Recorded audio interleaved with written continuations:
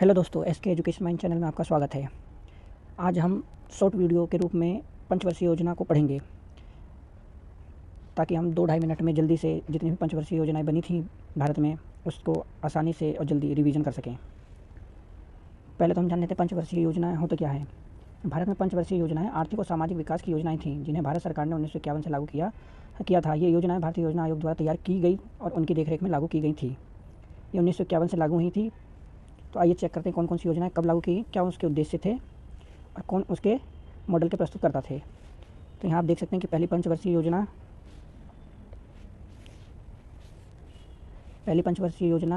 1951 से 56 के बीच, जिसे हेराल्ड डोमर समृद्धि मॉडल के रूप में भी जाना जाता है। इसमें इसका उद्देश्य कृषि को प्राथमिकता देना था। अन्य उद्देश्यों में कृषि विकास और सिंचाई थी, जबकि इसने उपलब्धि में जो हासिल की, कृषि उत्पादन में वृद्धि, भाखड़ा नागल बांध परियोजना का प्रारंभ इसी पंचवर्षीय योजना के द्वारा हुआ। दूसरी पंचवर्षीय योजनाएं 1956 से 61 के बीच हुई, जिसे महालनोबिस मॉडल के रूप में जाना जाता है।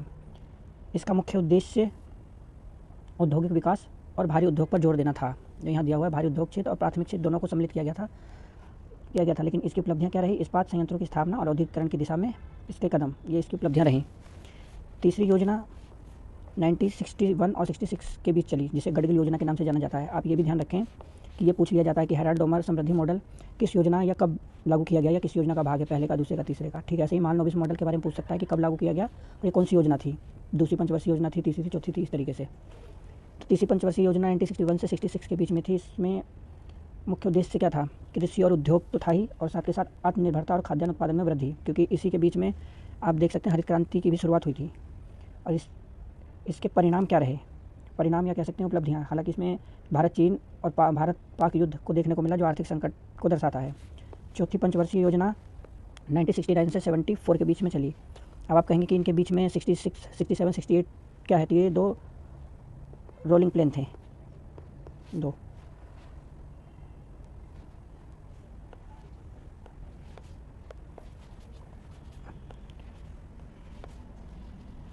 चौथी पंचवर्षीय योजना 1969 से 74 के बीच, जिसे अशोक रुद्र मेनन मॉडल के नाम से जाना जाता है। मैं फिर आपको ध्यान दिला दूं कि ये इंपॉर्टेंट है, आप इसे जरूर याद रखें। अशोक रुद्र एम मेनन मॉडल इसका नाम दिया गया है। विकास और आत्मनिर्भरता दिशा में प्रगति इसका उद्देश्य था। इसके अन्य उद्देश्यों में था गरीबी उन्मूलन और आत्मनिर्भरता। हालांकि इसके परिणाम हरित क्रांति से कृषि उत्पादन में वृद्धि हुई। इसके दौरान में जब हरित क्रांति हुई तो इसमें वृद्धि देखने को मिली इस योजना के दौरान। फिर पाँचवीं पंचवर्षीय योजना है, इसका 1974 से 78 के बीच में हुआ। इसे आगत और निर्गत मॉडल का नाम दिया गया। इसमें गरीबी उन्मूलन और आत्मनिर्भरता शामिल किया गया, और इसमें गरीबी हटाओ का नारा भी दिया गया। ये इंदिरा गांधी के समय की बात है। छठी पंचवर्षीय योजना 1980 से 1985 के बीच, इसे भी आगत और निर्गत मॉडल का नाम दिया गया। इसमें आधुनिकीकरण, गरीबी निवारण और सामाजिक न्याय पर बल दिया गया। छठी पंचवर्षीय योजना के दौरान गरीबी उन्मूलन और इसमें प्रौद्योगिकी विकास को भी सम्मिलित किया गया। इसके परिणाम क्या रहे? आर्थिक और सामाजिक सुधार हुआ इसमें। सातवीं पंचवर्षीय योजना जो 1985 से 1990 के बीच में चला, इसका नाम आर्किटेक्चर मॉडल दिया गया। ये फूड प्रोडक्शन, रोजगार और उत्पादकता इसका मुख्य उद्देश्य था। उत्पादकता, रोजगार और सामाजिक न्याय भी इसी में सम्मिलित था। इसके परिणाम और उपलब्धियाँ क्या रही? ग्रामीण और शहरी क्षेत्रों में विकास देखने को मिला। सातवीं पंचवर्षीय योजना में ग्रामीण और शहरी क्षेत्रों में विकास देखने को मिला। आठवीं पंचवर्षीय योजना 1992 से 97 के बीच, जिसे जॉन डब्ल्यू मिलर मॉडल के नाम से जाना जाता है। आठवीं पंचवर्षीय योजना को किस नाम से? जॉन डब्ल्यू मिलर के नाम से जाना जाता है, जो 1992 से 97 के बीच चली। इसके उद्देश्य में क्या क्या शामिल थे?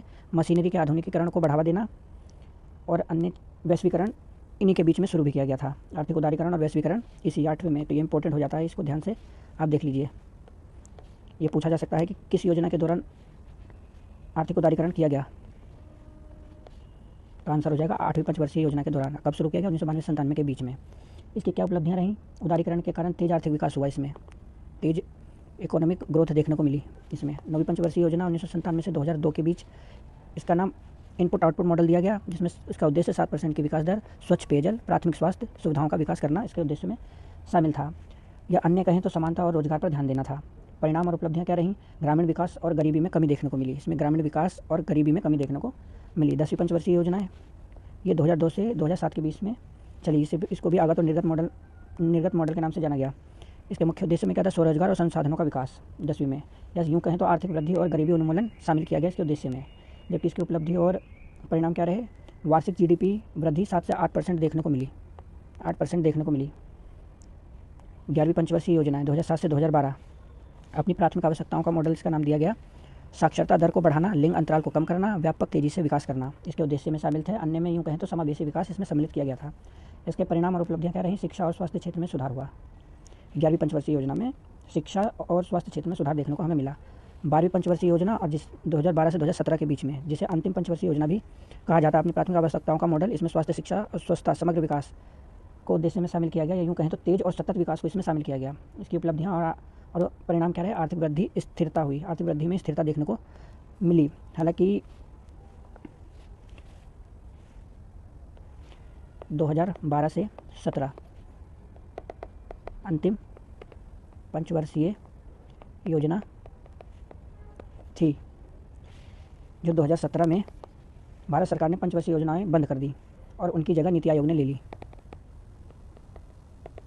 आयोग ने स्थापना ले ली। ये अंतिम योजना थी जिसे 12वीं पंचवर्षीय योजना का नाम दिया गया। आइए एक बार क्विक रिवीजन करते हैं कौन कौन सी योजनाएं थीं। पहली 1951 से 56 के बीच में चली, जिसका नाम क्या दिया गया?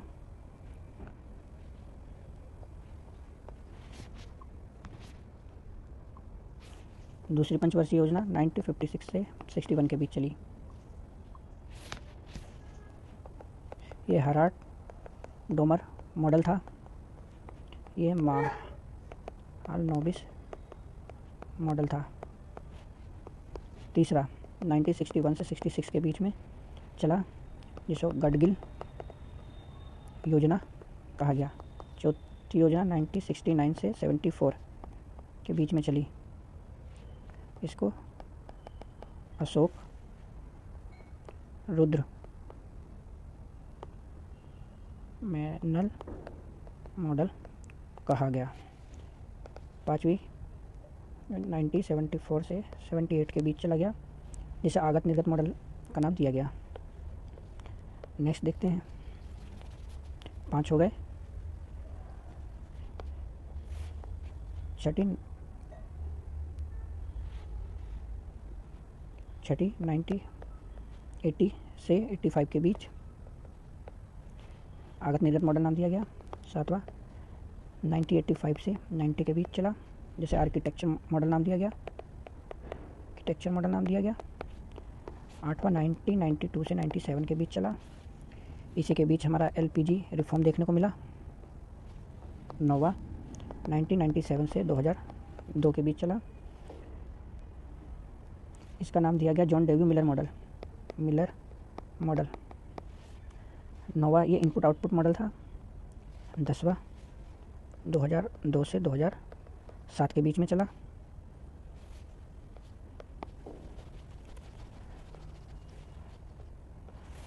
11वां 2007 से 2012 के बीच चला, और 12वां 2012 से 2017 के बीच में चला।